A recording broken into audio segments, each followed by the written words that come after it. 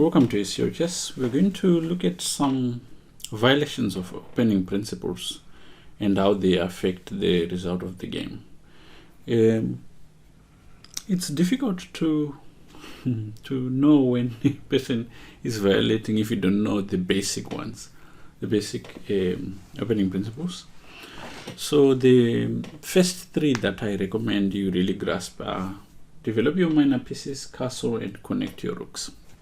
So let's look at this short game where white plays e4, black goes e5, knight goes to f3, and we have d6. This is called the Philidos defense. It's not a very aggressive opening. It's actually a fairly passive one. And one of the disadvantages of this opening is that it doesn't develop a minor piece. So white goes bishop c4 and black goes h6. Now this is a pure waste of time because h6 obviously doesn't develop a piece and makes a pawn move. So white increases the number of pieces that is got in the game with knight c3. Then the bishop goes to g4. This you will see in most cases that it's always recommended that you develop knights before you develop your bishops. The reason for that is because bishops could be well developed even if they are on their original squares. Whereas knights, you have to bring them into the center for them to have influence on the large part of the board.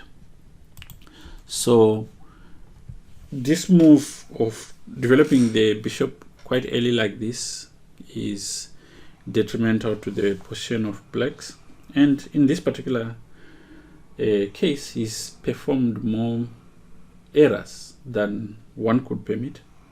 So here it's possible for white to actually take this pawn, and the first obvious mistake a beginner would make here would be to just rush and capture the queen like what happened in the game. And here, if you could pause the video and look at the next sequence of moves, only 2 moves, and try and apply yourself to solving how white won the game.